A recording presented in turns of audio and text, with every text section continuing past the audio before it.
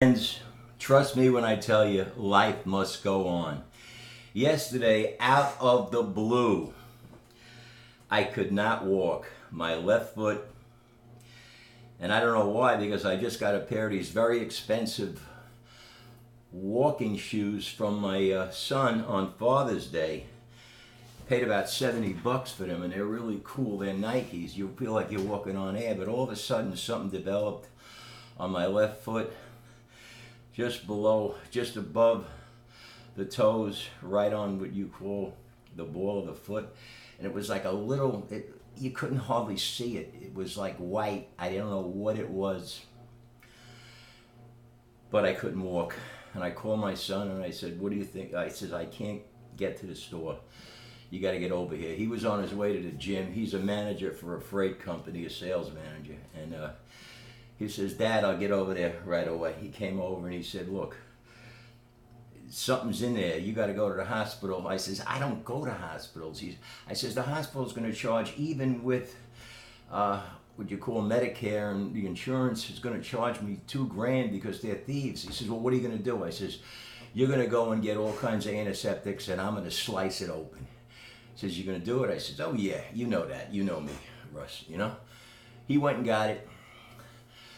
I took a knife, because the pin he got me didn't work. He wanted me to do it with a pin. So I took the knife, took this knife, one of these knives like this. I heated it up. I then soaked it in alcohol, and I lifted the foot, and I says, you want to do it? He says, no, I'm not going to do it, Dad. I sliced it, soaked it in Epsom salt, and it's a little better today. I'm going to take a shower now. Today I had to do back, buys, and legs. I can't do legs, and I can't walk because that's too much pressure.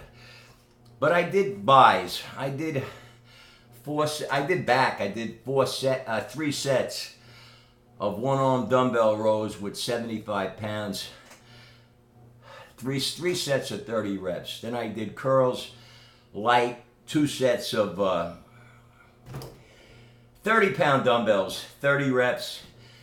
35-pound dumbbells on the incline, strict, 30 reps, 40 reps, 30, and then 30 reps with 45-pound dumbbells. So I got a little pump. I can't do no chest or anything like that. I can't get down. And of course I supersetted wrist curls so I could get that quick, you can't even see it, I'm so fast, move. Today I want to do something I haven't done in a while.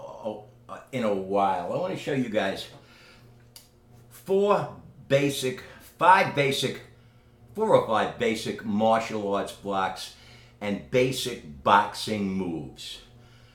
First, I'm going to show you the low block, which is the hand comes up, the bottom hand goes down.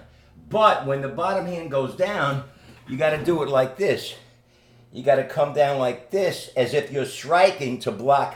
If there's no kick, you could always strike to the groin at the same time if you're in close. So it's like, and you could come with 2 back fists right off it and then come into whatever you want. You block the kick, 2 back fists. The back fist, of course, is the difference between the back fist and the jab. The jab is straight. Jab is a boxing move. My dad taught me that. He was a boxer when I was 6 years old. So you got your jab. You got your back fist. Now we'll go to your high block, which is like this. You're blocking to a punch. It should be right about the middle of the forehead. Now, very important with the high block. You just don't come like this with the hand. Again, the hand has to be coming down as this way, not this way, this way. So you block a kick that's coming to you and you get inside and do your thing. Again, the high block, the high block, the high block, the high block. Then of course, the middle block, which I just adore. It's like this.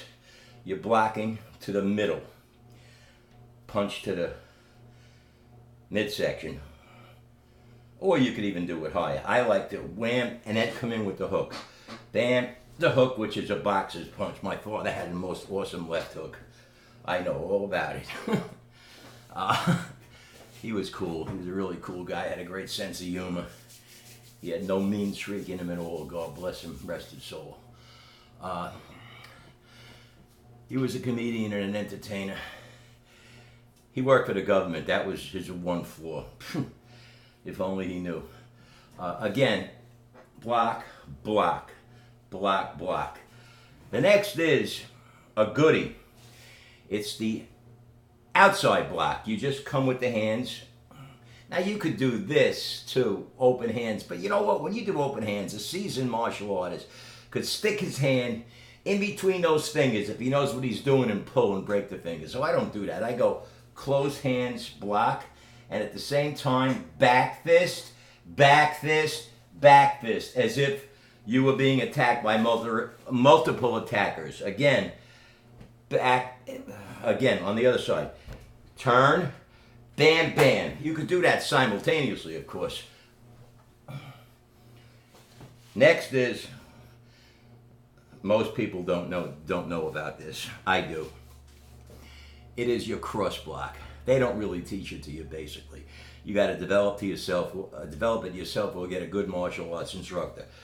Block, and at the same time, bam, bam, bam. Block, bam, bam, bam, bam. Block, block. Always continue on. A great fighter wins a fight with combinations.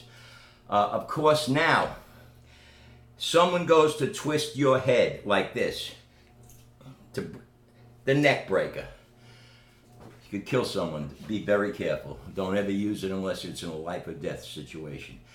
If someone does it to you, your first instinct is to resist it, to hold the neck tight. Don't do it under any circumstance. What you do, and I really can't stand, I wanted to do this video standing up. When they grab you like this, what you do is you go in the same direction they're turning you, fast. And then you come back with the back fist. Spin around with a spinning back fist or an elbow attack. It's awesome. The headbutt, always hit with this part of the head, not the forehead. You'll knock yourself out. In other words, that's it, folks. I got to get ready to do a Blog Talk radio show. First, I got to take a shower and then soak my foot in Epsom salt. No big deal. Life goes on. We all have our problems, and I'll tell you this, I'm thankful for my problems, because as I always say, every adversity carries with it the seed to an equivalent benefit. And remember, there are homeless people out there, veterans that served the military, who went into the service, who thought they were fighting for freedom when they were fighting for the Jews that owned the military-industrial complex. And they came back all fracked up. It's time for you guys to wake up, rise up, and become the warriors that you really are.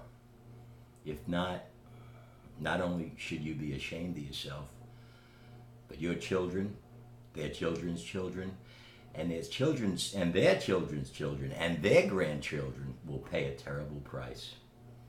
The Phoenix knows.